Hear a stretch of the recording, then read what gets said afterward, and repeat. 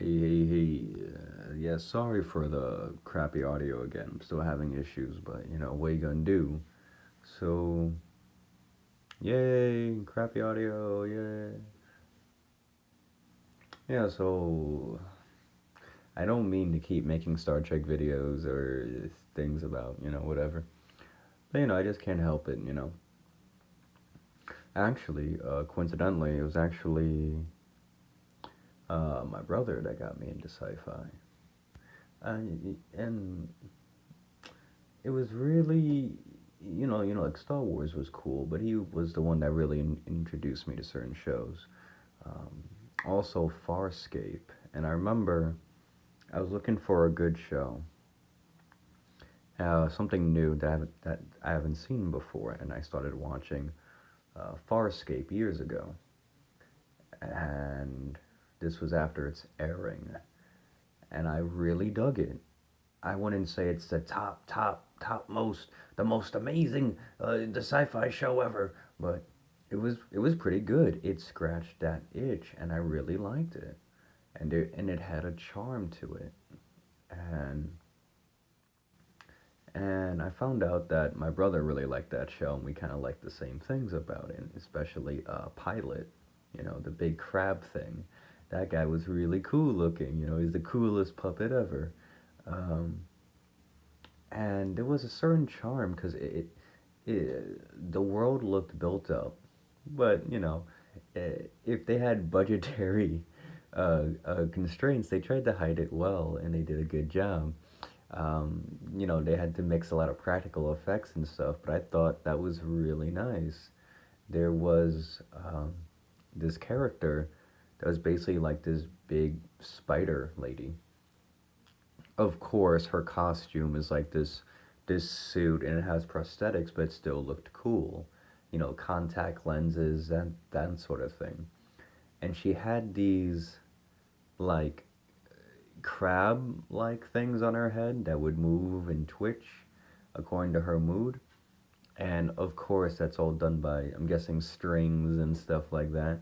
But it looked really cool.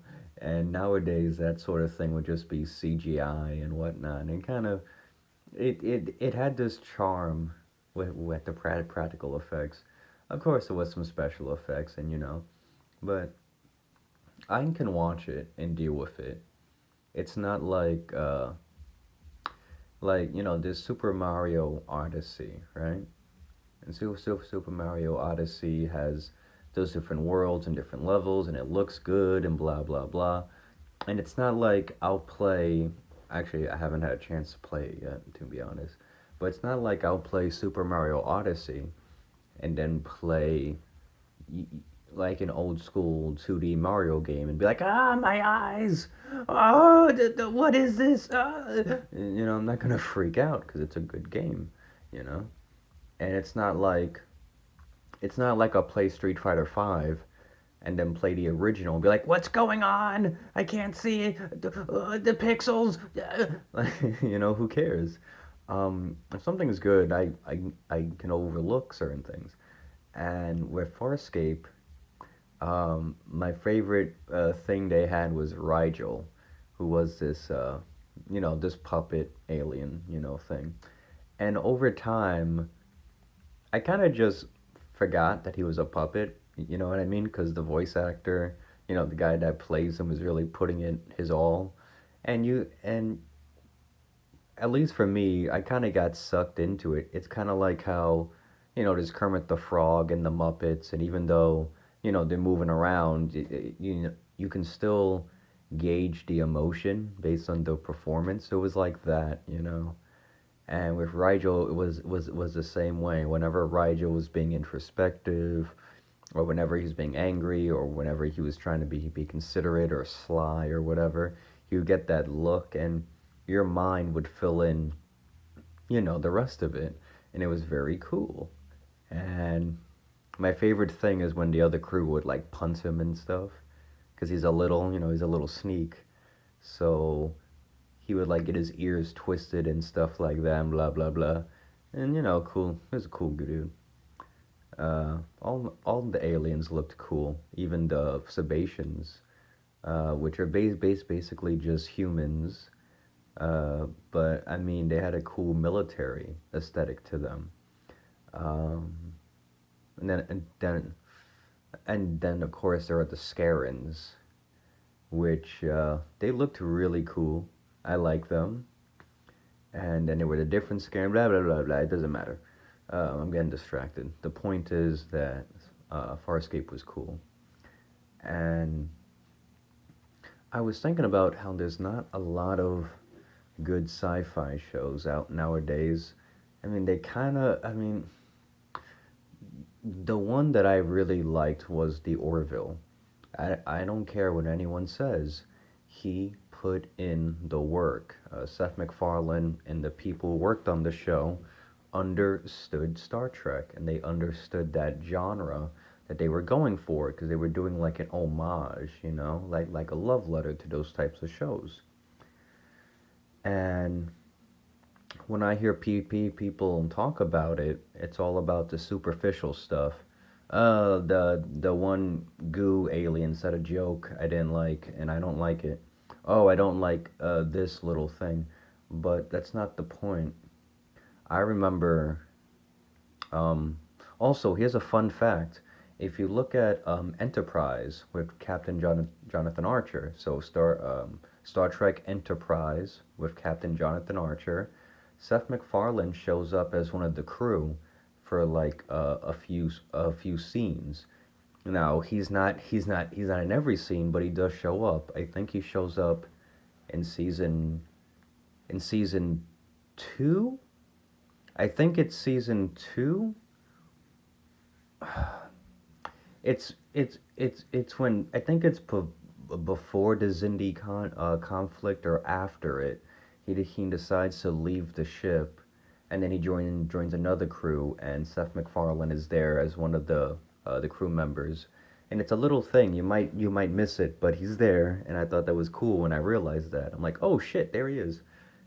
Anyway, there was this episode of The Orville that that I'm gonna spoil. I'm gonna spoil it. It's gonna, this is gonna be heavy, heavy, heavy, heavy spoilers. Don't get mad at me. There was an episode where Lieutenant Kiara is losing her strength, because that's her whole thing. She has super strength, and she has to go back to her home planet. And the rest of the crew is worried about her. They go to her home planet that has extreme gravity and stuff like that, and she stays with her family. Now, her whole deal is that her people value intelligence. They're kind of like space nerds. All of them are doing something important. Even her sister is going to conferences and stuff, and her dad's a medical guy, so they're all very important people that deal with more intellectual pursuits, and they look at the military as shit.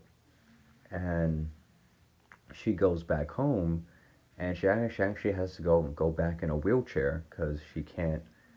It's hard for her to adjust to her planet's gravity. And basically, the conflict is that at first, because she's been away for so long, that her muscles are basically atrophying from the less gravity. And the whole idea is that, well, you could return home as a form of rehab, but the chances of you returning to full strength is, minimum, because it's very rare for one of her people to recover from this. And of course, she's like shattered, and she wants to leave the ship because she knows she's inexperienced, she knows she's too young, and she feels the only thing that makes her valuable is her super strength, because she says that no one's gonna take orders from somebody who's like 90 pounds or something. She makes a comment like that, and her confidence is just shattered because of this.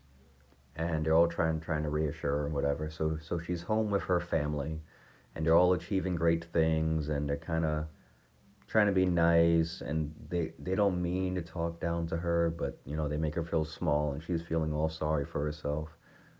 Then they go to a family uh, summer home essentially, and of course there's a plot, you know, and her family gets held hostage uh, by a man whose son killed himself because of her father, where their son had worked on this paper about vaccines and stuff, and he was touted as a brilliant young man, but because of her father's paper that he wrote about, his son's research, his son, he couldn't take it, and his work was destroyed, and he cracked under the pressure and he killed himself.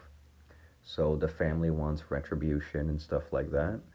And before that, she's kind of cluing in on things where she's investigating stuff that's weird, and she's using her skills as a security officer to try to unravel a mystery. And while this is going on, her and her sister have this moment where she says that she was always jealous of her because she's like the golden child essentially. And her sister says that, well, she's always been jealous of her, going to all these planets and all these adventures and hearing about her life is so exciting that, she's always kind of admired her. And they have this moment where they realize, a bit more about each other and kind of grow closer. And then they have, the conflict. And of course, she still uses her, her skills, and her father has to go get help because Ed is shot, and then you have to bring him back to the ship, or he'll be crushed under gravity. Blah blah blah. And her father's like, I can't do it, I can't, because he's a man of science. He's not a man of action. And she convinces him, Dad, you can do this. And then he crawls down, and then he lugs him back to the ship, and then she basically saves the day. And afterwards, the father says, I'm so sorry, ba ba ba. And, they all kind of reconcile and gain this new appreciation and this new understanding. It's actually very sweet, and it's a very nice thing. And during the episode, they're trying to figure out how to help her. And they tell her, hey, we developed this new technique in the simulator with artificial gravities and exercises and all these things. You should recover your full strength while you're out on duty doing your thing. But she decides against it. She decides to stay with her family and reconnect with them. And whatever the real world reason was in the story, it was very nice, to kind of see her go back home and try to continue to grow and rebuild this relationship with them. I thought that was very sweet. And of course, they all, say goodbye to her at the transporter pad. And, it's all very nice. And at the end of the episode, she actually gives him a gift. And if I remember correctly, that gift on the captain's desk was a jar of pickles, because he says that, hey, Kiara, want to open these jar of pickles for me? And then she bashes down the door and some other stuff. And it was very nice, and it was very sweet, and they all say goodbye to her. And it's a nice little story. There's no major things or whatever. It's just a simple story about her reconnecting with her family. She makes a choice. Everyone's happy, but sad to see her go. It's very nice, and there's a lot of heart to that, And I was really upset because there hasn't been another season in a long time. But there was a conflict with, well, I feel like I'm going to spoil everything, but I'm not going to spoil it. But in case anybody wants to see it. But the point is that it does have heart.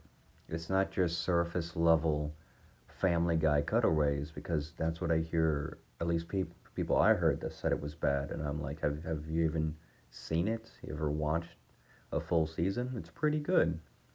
And it even handles a lot of things right when it comes to politics, when it comes to the sci-fi aspect, when it comes to the mysteries and stuff. It's no different than what you would find on an old episode of Star Trek, which these things are based off of. I also like Isaac and his character. I also like the crew's uh, relationships as they grow and change, especially when it comes to Bortus and his family. It's very nice and it's interesting, and makes you think, and it's a lot of fun. And wow, this kind of well, this kind of became a whole the Orville review. I guess I somehow brought it back to Star Trek uh, by accident, kind of. Uh, yeah, but my point is, a lot of shows these days, I haven't seen a show recently that really that sunk my teeth into, or my claws, or not claws, but you know what I mean. There hasn't been one where I'm like, yeah, I can't wait for the next episode, you know? Because back in the day, it used to be you would have to wait every week for a new release, to watch a new episode, and it was that excitement and that anticipation. Even when with Doctor Who, with Doctor Who and David Tennant, I remember watching every new episode and every new special as it aired, and I remember it being a big deal, you know, uh, and even it's just it was just something that I kind of miss, that level of quality. Not saying that every episode is always going to be a banger, with Doctor Who, but I am a huge fan. But there's not a lot of the shows these days where I'm like, yeah, I definitely want to see that, and I definitely want to watch the new episode. I guess to kind of shift it away from sci-fi, I guess maybe Arcane, because Arcane was a good series, a good level of quality when it came to visuals, when it came to the aesthetics, when it came to the writing, when it came to the characters, when it came to the action set pieces, when it came to the music, when it came to the motivations, when it came to the world building. It was all very good. It was very rushed, I feel, because what Netflix does is, well, it is mostly Netflix's fault, but if you have a show, let's say for a first season, and you want to have, let's say, 20 episodes or 12 episodes to tell the complete first half of the first steps of this journey, Netflix will give you 8, and then they'll give you 6. Because it's weird, because sometimes they give you 8 and sometimes they give you 6. And it's very rare they'll give you a full 12, which is like, half a season's worth. Because I think normally a season is at least 24 episodes, or 22 at least. So these writers have to be like, okay, I'm accepted. Now I have to take my 20 episode story and condense it to 6 episodes. Kind of like what happened with the Pacific Rim 3D. What was it called? I feel bad because I actually did like the series. It was Pacific Rim Mesa.